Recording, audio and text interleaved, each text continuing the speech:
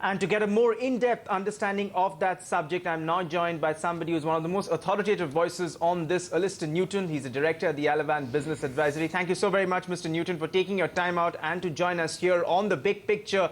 Now, we've seen the recent polls that are stating that the Remain camp is gaining the momentum. But however, in case that the Leave camp does come out triumphant at the end of this referendum, what kind of an economic impact do you see for the UK? Because the Chancellor George Osborne was on our channel and he's predicted that the British economy will take a £30 billion hit. He has also suggested some measures to curb this deficit. Are you in agreement with these numbers that are floating around? Well, let me start by saying, first of all, that the opinion polls are not reliable. So I think you're quite right to be asking the what if question. Secondly, when it comes to reliability of numbers, I think it's fair to say that both sides in this campaign, the Brexiteers and the so-called Remainers, have been guilty of throwing numbers around with little substantial support to them. So I would be very cautious, with all due respect to George Osborne, about his actual number. Nevertheless, it is fundamentally the case that the vast majority of respected economists believe that there will be a significant hit to the UK economy. You're absolutely right, Mr. Newton, and we need to be suspicious of these exit polls and these numbers that seem to be coming out. But the flip side of that coin, sir, what kind of an impact do you foresee for the European Union? Because if indeed there was, if Brexit were to come true, how does the Leave vote affect the UK's trading partners within the EU continent? Well, I think quite significantly, in fact. First of all, there are political consequences to this which will bear on the economy. If you'd asked me the question a year ago, would a Brexit pose an existential threat to the European Union, I would have said probably not. Today, I would have to say it probably does. And this is all part and parcel of a phenomenon we've seen throughout so-called Western mature democracies over the past several years, but in particular over the past 12 months, of rising populism and nationalism, or as the Americans would call it, and we see it there through Donald Trump, nativism. The reality is that if the UK votes to leave the European Union, there is genuine and legitimate concern that others will look to follow. And that does pose an existential threat not only to the Eurozone, but to the European Union as a whole. So I would certainly expect to see some sell-off in euro-denominated assets immediately after a vote to leave.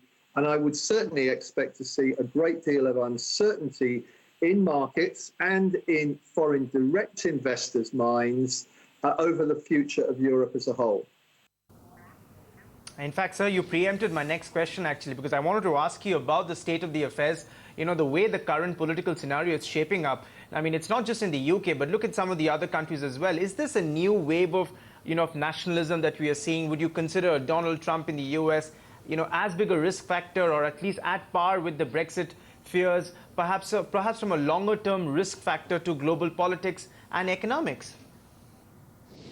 Well, first of all, I still don't believe that Mr. Trump is actually going to be elected president of America, but one certainly would not rule it out. If he were elected president, I think he poses a significant, if not major risk to the global economy. He is, in my view, at heart a protectionist. I've done a certain amount of work on what he could do more or less unilaterally as president, i.e. without congressional approval. And in terms of trade measures, it is quite extensive. And if he were to start a trade war with, say, China and Mexico, the two most likely targets, it would have a significant impact on the global economy. Now, having said that, I'm talking to viewers in India today.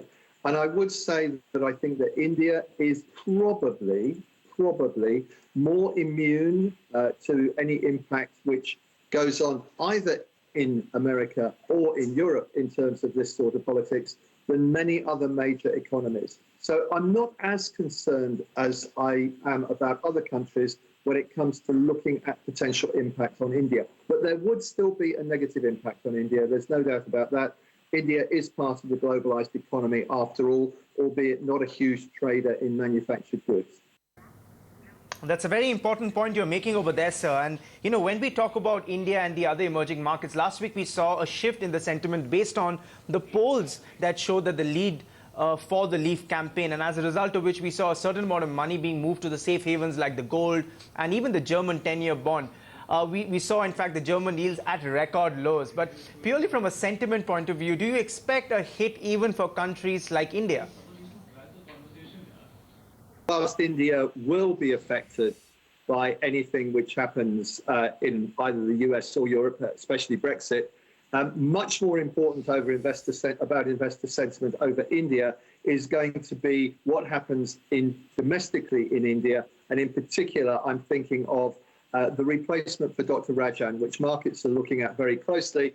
Clearly, markets took it relatively smoothly when Dr. Rajan announced at the weekend that he would be leaving as governor of the RBI. But there will be a lot of attention paid to whoever replaces him. Let's keep in mind that markets broadly have regarded Dr. Rajan as being the world's best central banker. And personally, I think he deserves that accolade.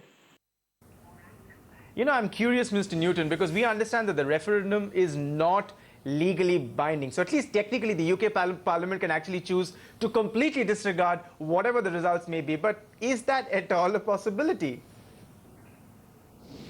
Well, it is a possibility in that if you look at the makeup of the House of Commons, the lower house of the British Parliament, of the 650 members, approximately 450 are pro-Europe.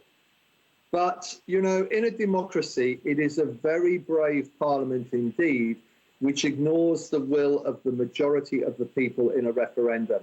And even if it is only a very slim majority in favour of leaving, I think the UK government, be it led by David Cameron or someone else to be determined, would have to say we are going to open negotiations to leave the European Union and invoke sooner or later, and personally I think sooner rather than later, Article 50 of the Lisbon Treaty, which is the relevant article under which a country notifies the EU of its intention to leave.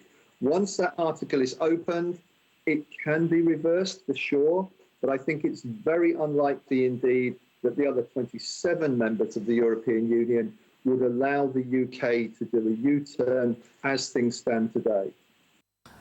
Mr. Newton, I have to ask you this question before we wrap up this conversation. Are you pro-Remain or pro-Leave in your approach? Well, I'm guessing that you might be the former. Well, I've always been very open about this because I think it's important that people know where I come so they can offset for any biases they may think I have.